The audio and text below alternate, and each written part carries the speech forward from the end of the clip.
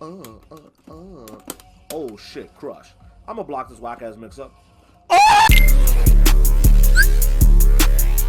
Some of you may already know this, but I love fighting games. And for those who didn't know, I'm gonna go low. Bink, bink, bink, bink, bink, bink, nigga. Bitch.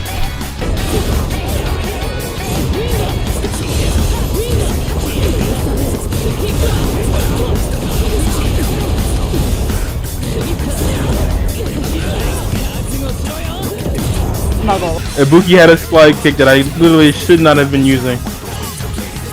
It was like that shit was punishable on hit. Also, okay, I see you, man. Got him.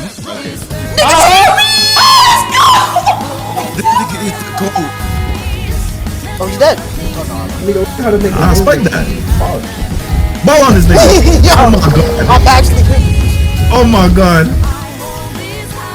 Oh, that's punishable. Oh, hop kick. What am I doing? Ooh, bitch. Ooh. You hit him no matter what. As soon as he locked in dash, I was like, alright, this is game. We won.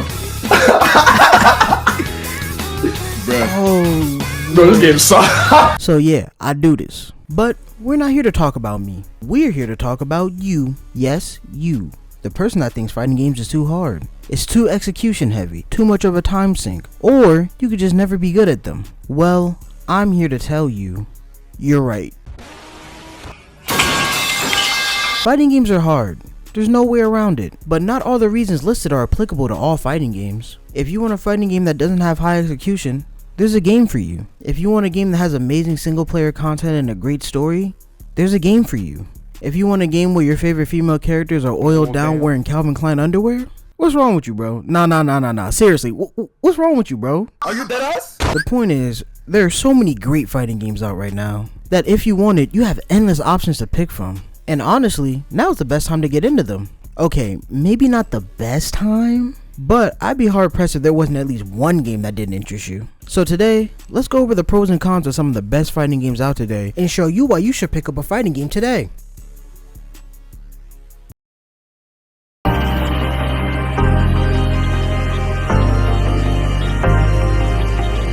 This is a series that needs no introduction, but I'm gonna give it one anyways. Street Fighter. The Maximilian dude of FGC content creators. The LeBron of its space. The Kanye West of its space. Before he went crazy. And if you didn't understand any of those references, you should probably click off this video. Street Fighter is the GOAT of fighting games. With a storied franchise that has a cast of iconic characters with just as many moments in the competitive scene, it was a no-brainer to start here. Like, Street Fighter is so goated that other fighting games look towards it for how their game should be moving going forward, at least in terms of mechanics. But deadass, this is how other fighting game franchises should be talking about Street Fighter.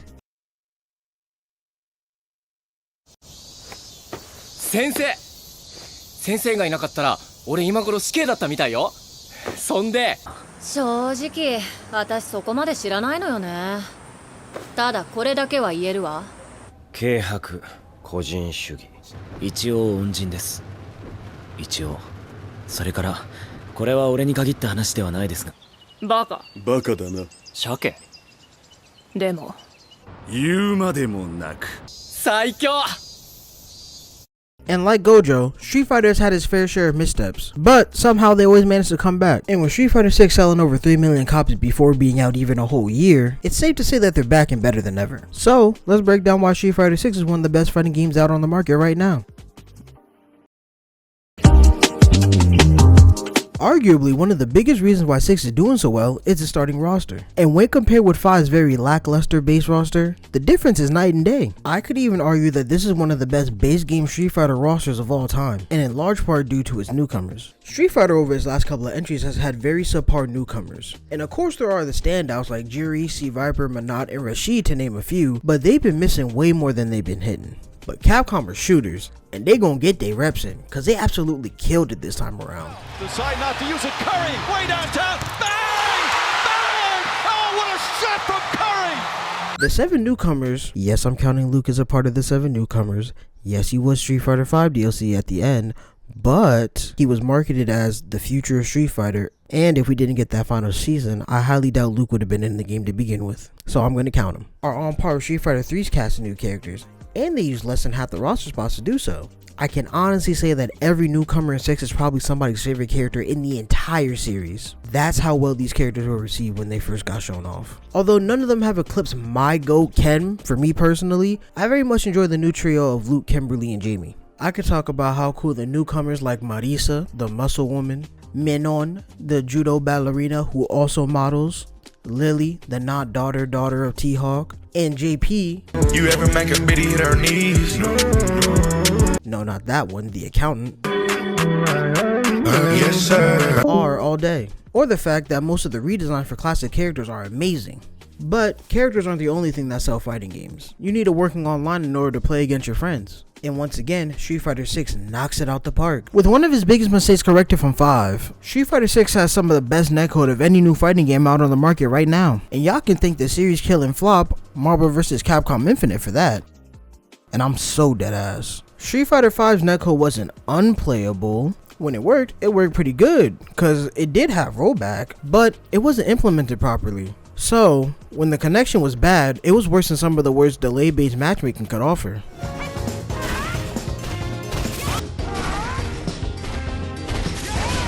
Ah, buena defensa ahora del Papu. No, ¿lo puede chipear? No, ¿qué? No, ¿qué hizo? ¿Qué fue eso, boludo? What was that? No, la activación de tren por parte del Papu. ¡No! ¡Se lo llevó sacrilegio, Dios! What the f was that? But thanks to a little game called MVCI, Capcom was able to take the netcode from SF5 and fix it. Which they could have done with SF5 because fans was able to fix it on PC, but then they patched it, so now the game is just left with bad netcode on purpose. Why do I even like this company? So they just took the online functionality of MVCI and applied it to Street Fighter 6's online. Now, I've been saying rollback netcode a lot, and some of you might not know what it means. And while I could explain to you what it means, I'd probably botch the hell out of it. So instead, I'll link you to a video that explains what it is way better than I could have, and tell you why it matters in fighting games. I also put a link to the fighting game dictionary definition, but I really think y'all should watch this video. The shit is fire. There's way more to Street Fighter 6 than just great netcode and cool characters. Hell, if that's all it takes to sell a fighting game, DNF Duel would be amazing. So, let's talk about what I would call Street Fighter 6's greatest strength. Its single player and its accessibility. When it comes to the world of casuals, fighting games are hard, and a lot of that has to do with execution. And now I'm not talking about execution like plink dashing or one frame links.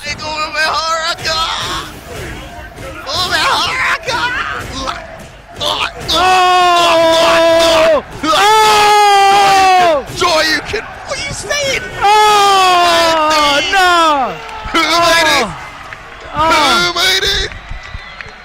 This is Daigo. I'm talking about something as simple as a fireball. And while other fighting games have thought up their own methods, I can confidently say that Street Fighter 6's has been the most well received and best implemented out of all of them. And of course what I'm talking about is the modern mode.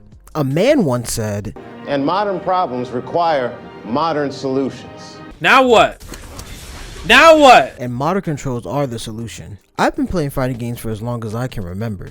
So the thought of not being able to do a fireball motion never really crossed my mind. That is, until one day when I started teaching a friend how to play. I started them off simple. We picked Ryu, I showed them the controls, and then I showed them the special moves. And when I asked them to do a fireball, we spent like an hour trying to get 3 of them. It's not like they were a complete beginner when it came to games either, but this was their first fighting game. But after this experience, it got me thinking, and after a little research, and to my surprise at the time, people picking up fighting games all had this same problem in the beginning. And I guess Capcom has seen this problem too, and thus, the birth of modern controls.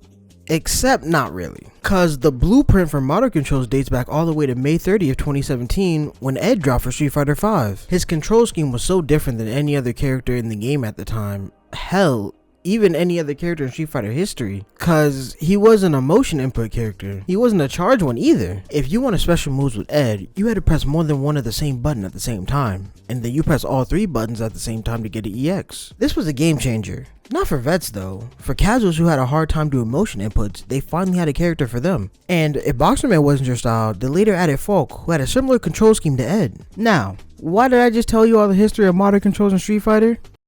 Shit, I don't know. I thought it was pretty interesting. I've been seeing countless posts about people saying that they've been finally able to enjoy Street Fighter due to modern controls. Whether it was because motion inputs were too hard, to people who actually had hand problems, to actual disabled people. And I know there's like a subsection of people who don't like modern controls, they think it's like cheap or something. But for more people to be able to enjoy fighting games, I think that's more than enough reason for modern controls to exist. I also mentioned the single player content in this game, and there's nothing to sneeze at either. Instead of going for a big cinematic story like NetherRealm games, they opted for something a little different. And what they came up with was World Tour mode. This honestly might be one of the best single player modes in a fighting game, and there's a lot to gush about. Like characters that have been around for 30 years getting some of the most character development they gotten in those 30 years comes from this mode.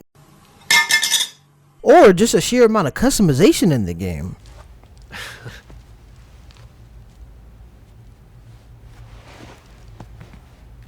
Yeah, gotta say, you're photogenic.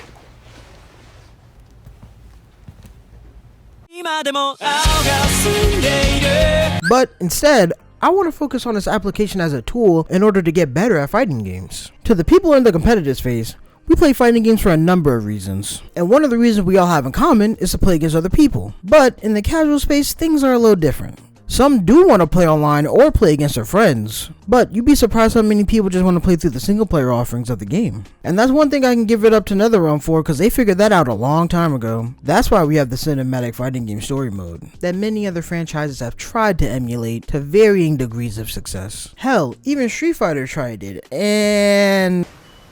Ken? You need to continue your special training. But What I'm trying to say is, that'll cover for you this time. But in exchange, when you complete your training, you must show me the result of all your effort.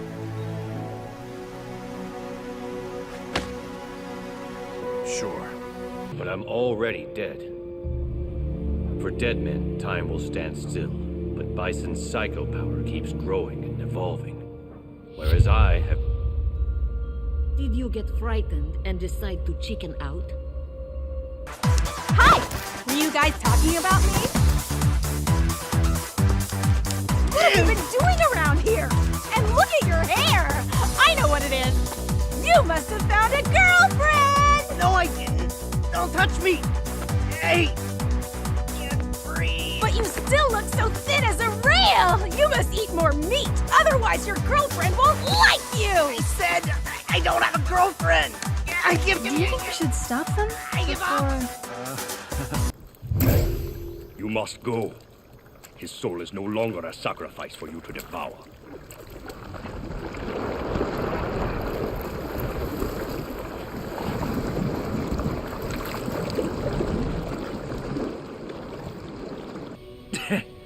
Now I get it. I guess you won't be needing this anymore, huh?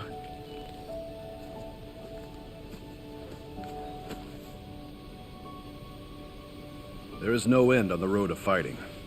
I know. I still need this. I see.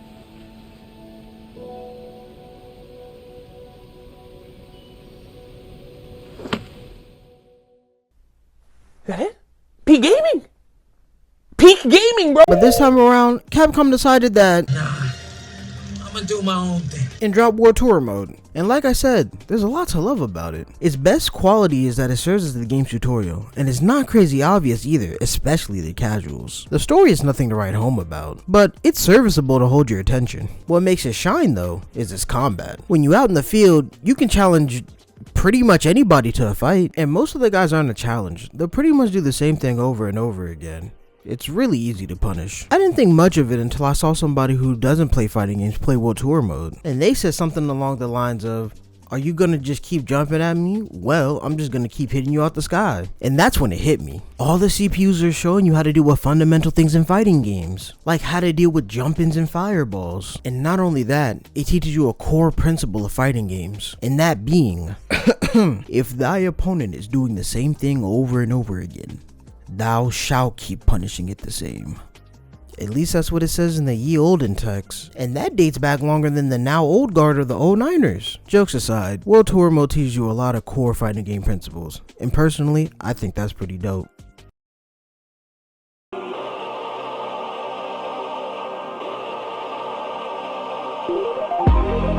Listen, no game is perfect, unless you're them. So, it's time to talk about the negatives and list all the cons that I can think of for Street Fighter 6. And probably the biggest one during the pre-release of the game was people was not rocking with the music like that. To be more specific, it was mostly the character themes. Me though, I didn't think the music was that bad. It was more like the tracks ended up being forgettable or not what people was used to more than it was downright terrible. I can really only say there's like 3 tracks that I thought were really bad. And when you got songs like these,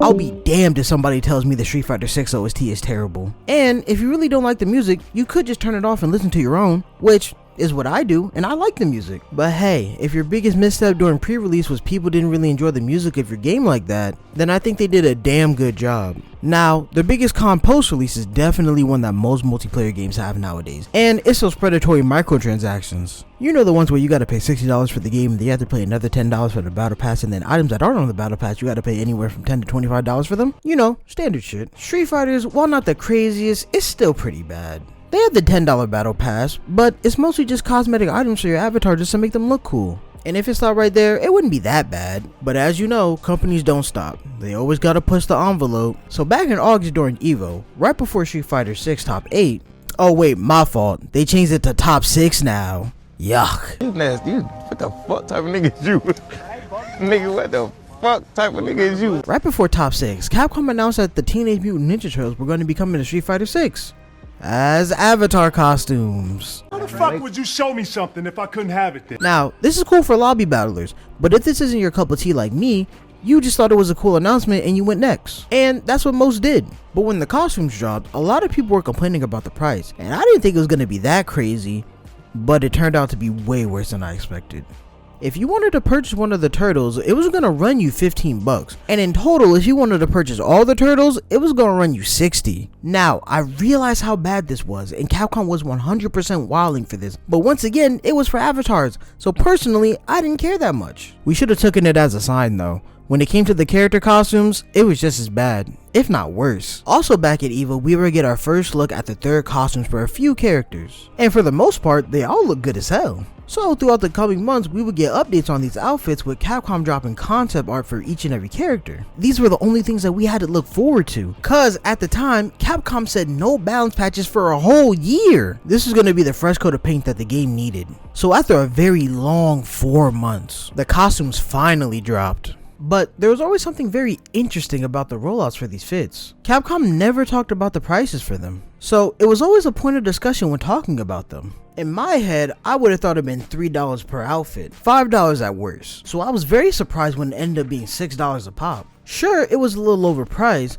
but the worst part wasn't even that. It was the system you use in order to buy them. Street Fighter, much like every other multiplayer game, has its own form of currency, that being fighter coins. And here's the problem with that. Let's say you wanted to buy something that was $8 in the store, but the lowest amount of FC that you could buy was $5 worth, and then the next smallest amount is $12 worth. See where I'm going now? Yeah, so if you wanted to buy one costume, you had to spend either $10 or $12, which I hope I don't have to explain why that's so stupid. And let's just say you're somebody who runs tournaments, or you want to have all the costumes because you think they all look dope. Well, I hope you have $100 just lying around. And if you do, yo, pass them over here. It's getting tough out here, gang. I can't eat! I'm broke, nigga! I'm broke! And you got the power to change that. Truly, there aren't that many cons in this game. There are a few, but they're small enough for me not to even mention, really. And if I'm being honest, if a bad OST and poor microtransactions that you don't even have to interact with is going to stop you from playing one of the best Street Fighters, no, one of the best fighting games out right now, and having the best fighting game experience you possibly can, hey man, you're lost. But let's just say that Street Fighter isn't your cup of tea. Let's move on to probably the most problematic game on here.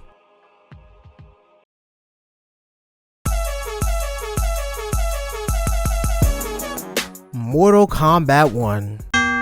Damn, what the Mortal Kombat is a black sheep of the FGC, where its impact on the genre cannot be denied, and it outsells its competition by a wide margin. It simply lacks the respect that its contemporaries have in the space. MK really is the Drake of fighting games, and with the release of MK1, the status quo hasn't changed. It's still sold like crazy, and people still dismiss it as a part of the fighting game Big 3. But after the first month and the honeymoon phase ran its course, not only were the haters that didn't play the game ragging on it, the people playing it also weren't having fun on the competitive or the casual side. But before we dive into the cons, we gotta talk about the pros.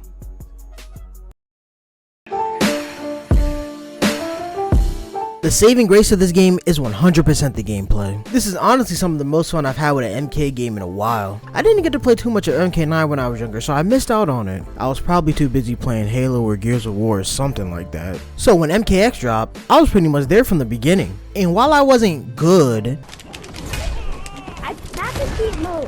Welcome to the real world!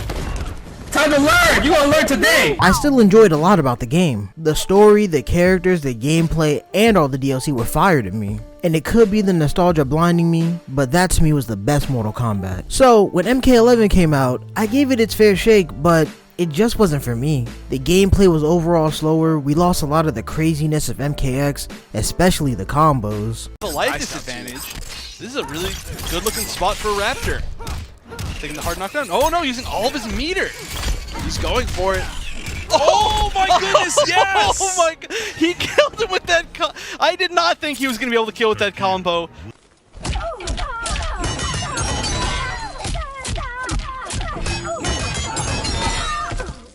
And while Spawn did get into the game, which was the character that I wanted to play the most, playing him in MK11 just makes me wish he was an MKX instead. After basically skipping out on the entirety of MK11, I wasn't excited for MK1 at all. Until I found out there was going to be an assist mechanic. I love tag/team based fighting games, if you couldn't tell already. The fast paced chaotic gameplay that's always cool to watch and even cooler to control is now going to be in MK with the cameo system. And when I say this, I mean this, the cameo system is easily the best part of the game. If you never played a fighting game with an assist mechanic, it's going to take you a little bit to wrap your head around it.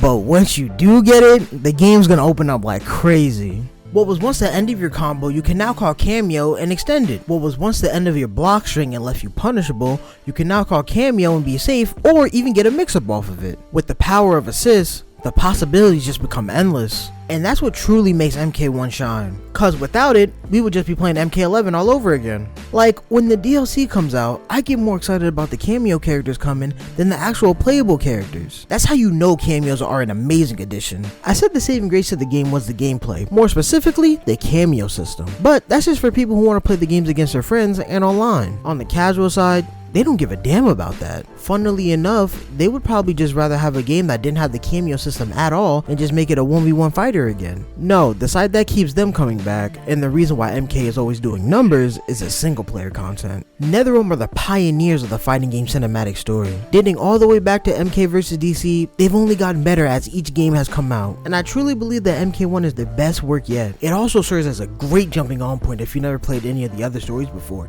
cause it's a timeline reset. So you won't need that much information about the previous games if you just want to hop right in, which I suggest you do. There's so much more I want to talk about when it comes to this story, but I can't because it'd be spoilers. And I know this might sound crazy, but in terms of pros, that's really it. I mean, the only other kind of pro I can think of is like the roster, but it's not really a pro for me. It's not really a con either. It's just whatever. If I'm being honest, I wasn't moved. Like, we got the mainstays like Scorpion, Sub-Zero, Johnny Cage, Liu Kang, Katana, Kung Lao, and Raiden, but we're also missing some characters like Jax, Sonya Blade, Kano, and Jade. I mean, I'm also happy that they did reach into their bag and bring out more characters from the 3D era, like Havoc, Ashura, Natara, and they even brought back Kenshi again. But with me liking MKX as much as I do, I still miss the Combat Kids. And for those of you who don't know who they are, we got Cassie Cage, the daughter of Johnny Cage and Sonya Blade. We got Jackie Briggs, the daughter of Jax. We got Kung Jin, the distant relative of Kung Lao. And my boy, Mr. Drip, rawness, and swag. Takeda, the son of Kenshi, who was also trained by Scorpion. But with MK1's combat pack bringing back my GOAT, along with giving us Omni-Man, Peacemaker, and Homelander, 3 characters that I don't really care about, Quan Chi, so make that 4 characters, and Ermac, 4 out of 6 characters are misses for me. Hopefully, when the next DLC pack comes out, we get characters like Sector, Cyrax, and Noob Saibot. And if we do gotta get more guest characters, I would really love it if we could spin the block and pick up Jason Spawn and or Predator. But enough about my character hopes. Let's dive into the cons.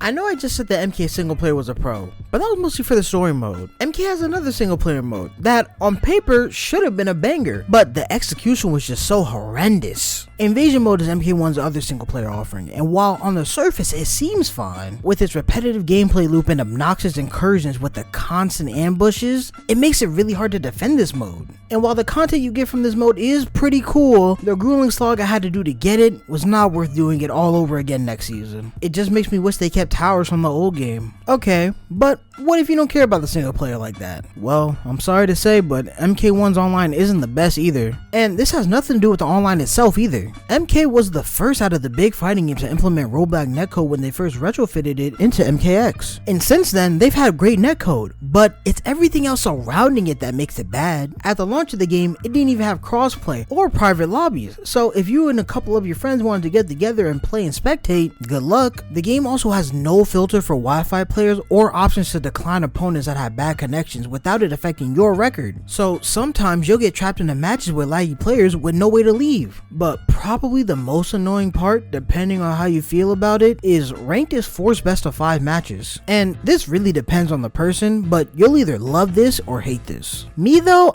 I'm in the middle cause on one hand, it gives you more time to learn your opponent, and if you suck at adapting fast, you'll love it. But on the other hand, it really is a time sink. Sometimes you just want to run a quick best of 3 and get your points. Plus, tournaments aren't best of 5 all the way through, so best of 3s can help you get better at adjusting faster. And at the time of recording this video, only a few of these problems have been addressed. There still aren't lobbies and crossplays in the game, but you can't play with your friends on different platforms, it's only in ranked and casual. You still get trapped into matches with laggy players, and the biggest change is now all of ranked is just best of 3. Personally, they should have just given us the option for both. While online is important and for it to be subpar at best is disappointing, I would be remiss. Whoa! What was that beautiful word? If I didn't mention the downright abhorrent. Oh, there you go.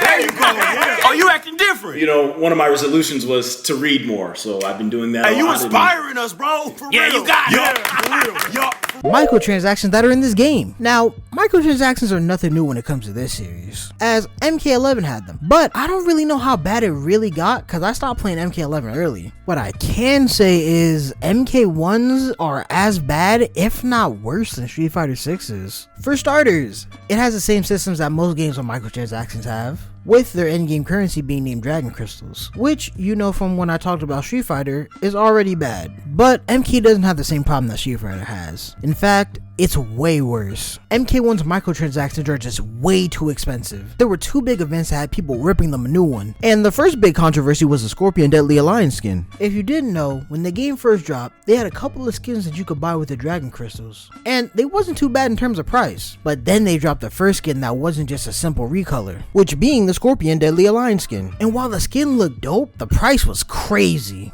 it was 1,000 crystals, which doesn't sound bad until you know that 1,000 crystals is $10. I don't know about y'all, but 10 bones for a skin is kinda nuts. The next controversy is probably the biggest one and the one that you probably heard about, which is the holiday fatalities. Now, the story with these are, during the spooky month, MK decided to drop a DLC fatality for the occasion, and surprise surprise, it also cost 10 beans. But people smartly caught on that if they dropped a Halloween fatal, they're probably gonna drop a Thanksgiving and Christmas one too. And having to pay $30 for 3 fatals that, in all honesty, aren't that amazing, people were right to feel pissed off. Thankfully, they ended up having a change of heart. So, if you bought a Halloween fatal, you ended up getting the next 2 for free, or you could buy all 3 for $10. Look, MK1 is a cool game, but if you ask me what game I would recommend to somebody who wanted to pick up a fighting game for the first time or haven't played one in a while, it'd be hard to justify picking up this game.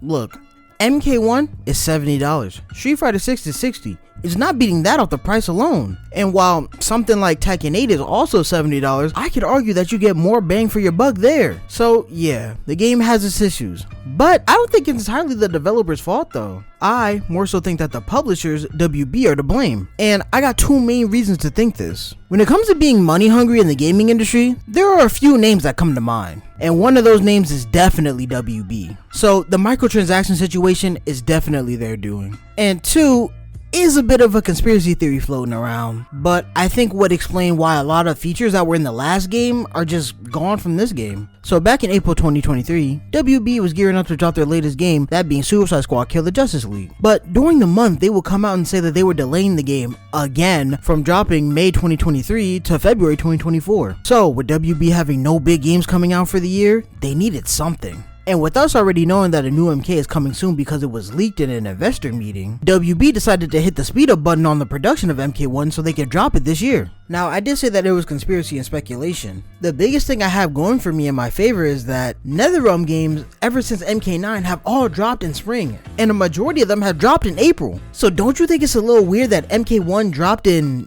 September? But hey, that's just a theory. A game. Shut your lame ass up, nigga. Look, I know it looks like I'm shooting them bail, but I have a hard time believing that Ed Boon just doesn't want to make the best game that he can. And he and his guys just ended up getting caught in some stupid company BS. So, now that we're done with the most divisive game, let's move on to the last game, which I'm sure it'll be electric.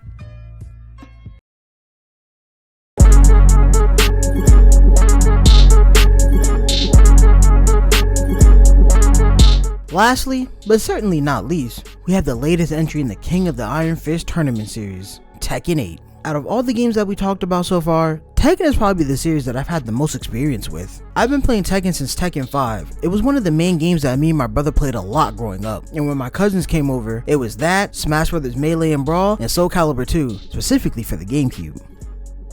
God, I miss those times. And when I got to high school and I would go chill with the Mandem, we would run sets of Tekken Tag Tournament 2 and Naruto Ninja Storm. When we wasn't out being hoodlums. And with the release of Tekken 7, it was actually the first time I ever tried to actually get good at a Tekken game. It was the first time I was trying to learn how to do wave dashing. It was the first time I actually hit an electric in the game. Also when they added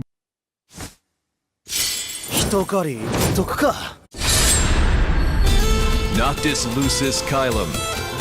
Helped me branch out and play other characters in the series that just weren't Jin, which really helped me realize how much I actually love this series. Like, I've always liked characters like Law, Eddie, Steve, and Lei Lu Long, but actually learning how to play them gave me a newfound appreciation for them. And now, we're here in the present, with Tekken 8 being the latest game in the series. And if I'm being honest, this could go down as one of my favorite Tekkens in the series. But let's not get ahead of ourselves. Let's dive into what makes this game actually as good as it is.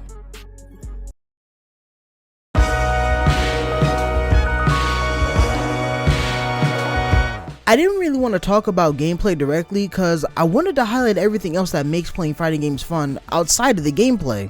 That, and I could gush about how great the gameplay is for all 3 of these games are for hours. With the release of 8, they didn't simplify their game or add a mode that makes it easier for new players to get in and have fun. But yet and still, Tekken 8 is outpacing 7 in terms of sales, with it selling 2 million in the first month. And the reason is, Tekken 8's gameplay is just super solid. There was always something so fun about pressing or mashing buttons or actually doing combos in the game, but trying to figure out what was a combo starter, filler, or combo ender was usually the hardest part, or hell, even just what buttons to press in general. However, in Tekken 8, I think they made the process of learning Tekken way more beginner friendly. If you're familiar with Tekken in the slightest, then you know that characters have huge move lists. Like, the lowest number a character could have is like in the high 70s. And on the other side of the spectrum, you have characters with move lists nearing 200. Actually, now that I think about it, 3D fighters in general usually have big move lists when compared to 2D. It's sad that all of them are dead, but my wishes for a new Soul Calibur aside, Tekken's move list,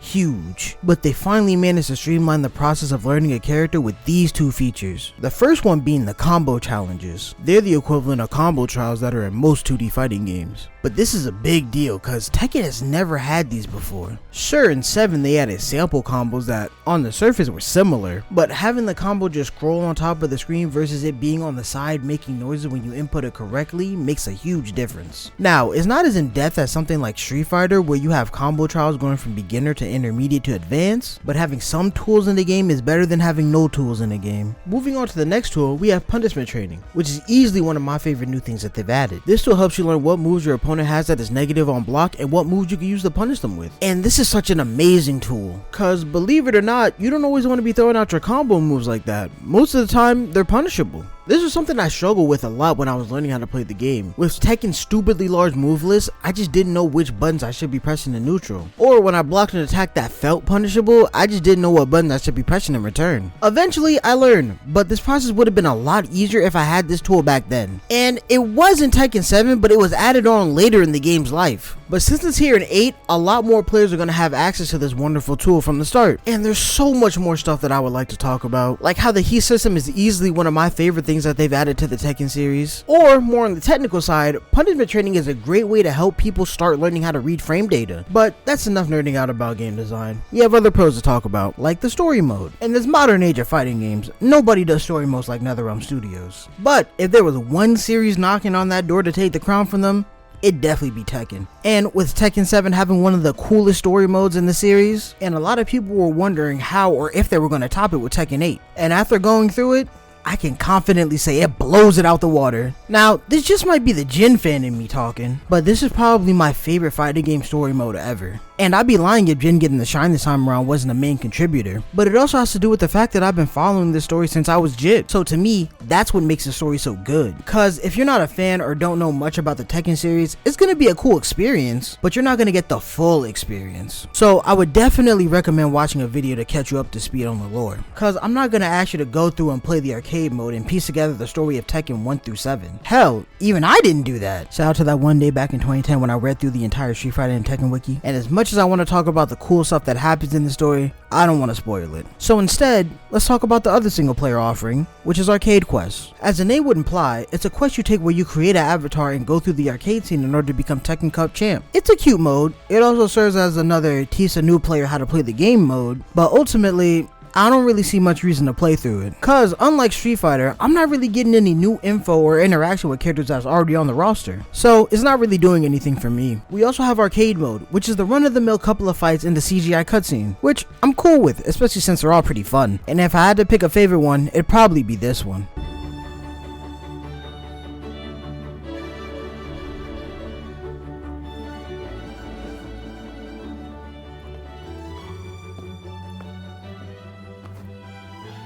What's wrong, sidekick?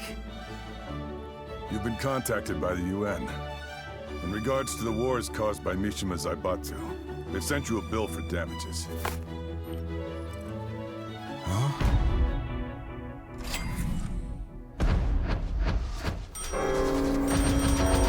What? What the?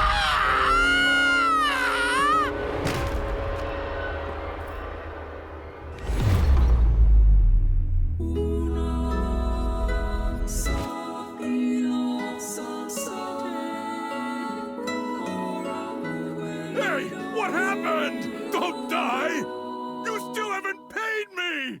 Broke nigga alert. Broke nigga alert. Is it talking about me? Broke nigga alert. I think so, my nigga. Broke nigga. Then you have one of the coolest modes in theory, which is the ghost battle. In this mode, you could basically train a CPU to fight like you, and you can even take on other people's ghosts online too. So basically, think Smash Bros. Amiibos, but you don't have to own the figure. And I said in theory because I really don't think people are going to be using this function like that. What would have been better is if you play online or against people offline, it saves that data, and then the ghost can use that data to learn and get better. In terms of single player stuff, there's a lot to choose from, and all of it's pretty good. But one of Tekken's most known and beloved features is the character customization. The amount of people and references that you can make is actually kind of crazy, especially since this is the most lacking version of it since the modern customization mode was introduced in Tekken 6. And it's unfortunate because it kind of peaked at Tekken Tag Tournament 2, because the amount of detail and clothing options you had for your character was insane. And when it released on the Wii U, they gave you Nintendo outfits that you could mess around with. And while Tekken 8 is limited, it's still nothing to scoff at, because with a little creativity, you can get some pretty cool stuff like this.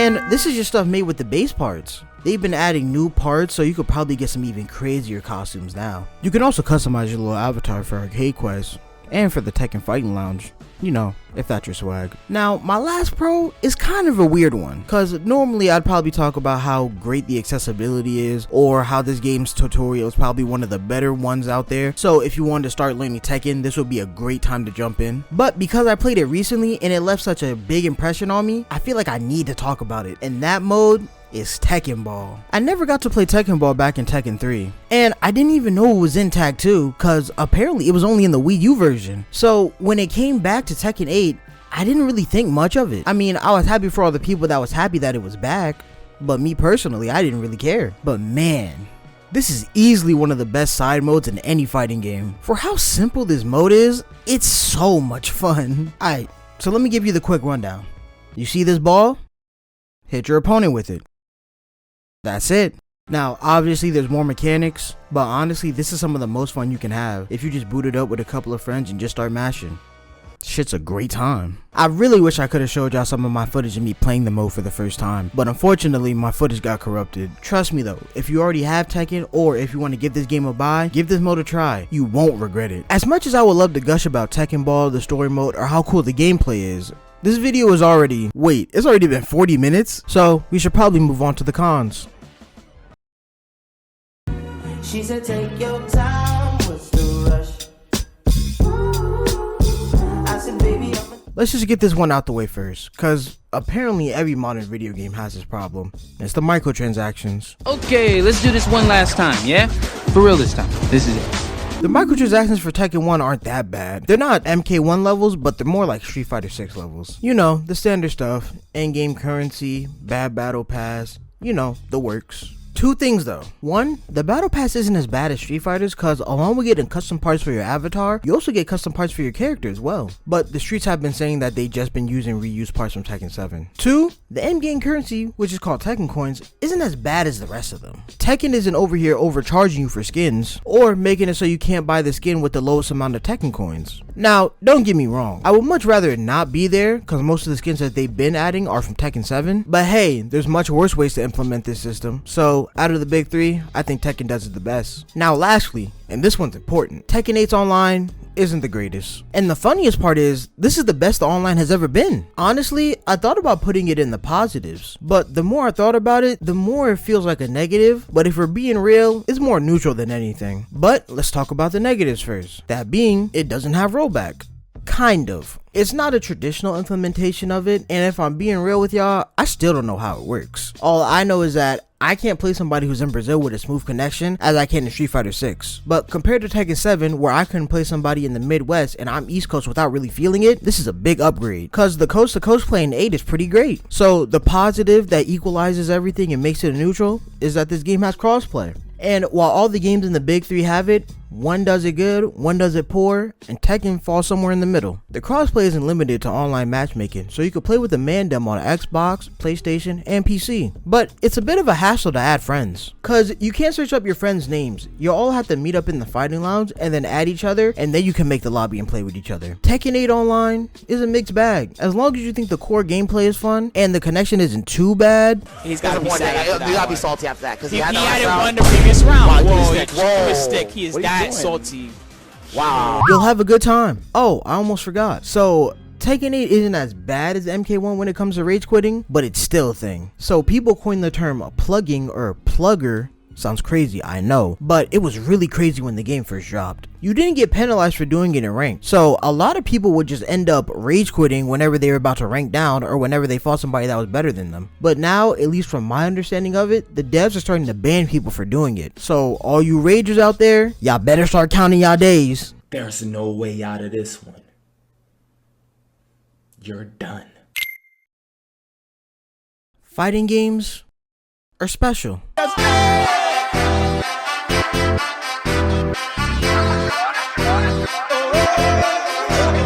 There aren't many activities in this world that can bring people together like fighting games. Whether you play the game competitively and go to locals, or travel across the world and try to be the best player, or play competitively with your friends in a Discord call, or you just play casually with your homies since you knew from the sandbox. Hell, even if you don't play and you just watch tournaments and make or watch fighting game content, we're all connected and enjoy the same thing. And to be able to chop it up with somebody that you never met over a shared interest you're both passionate about is pretty dope to me. And if you haven't been listening to a word I've said, which is crazy, cause what, did you skip to the end of the video or are you just waking up? If you ever wanted to play a fighting game, or hell, even if you wanted to do anything and you're by yourself and nobody wants to do it with you, just do it. At worst, you learn that you don't like it and you get a learning experience. And at best, the sky's the limit. And if the thought of having to learn everything on your own or grinding by yourself is intimidating, it shouldn't be. Trust me, you won't be alone unless you want to be alone. The FGC is very big and even more friendly. There's a multitude of communities out there, ranging from discords and forums to hell, even YouTube comments and Twitch chats. You'll find a space out there for you. Oh, and one last piece of advice. Please don't go in thinking you're amazing just because you're the best of your friends, cause you will get humbled quick. But I digress. If this video inspired you to pick up a fighting game, let me know in the comments below. Also, if you want me to talk about other fighting games, let me know down below too. Cause who knows, we could probably touch on this topic in the future with new games, or we can revisit these games in a year.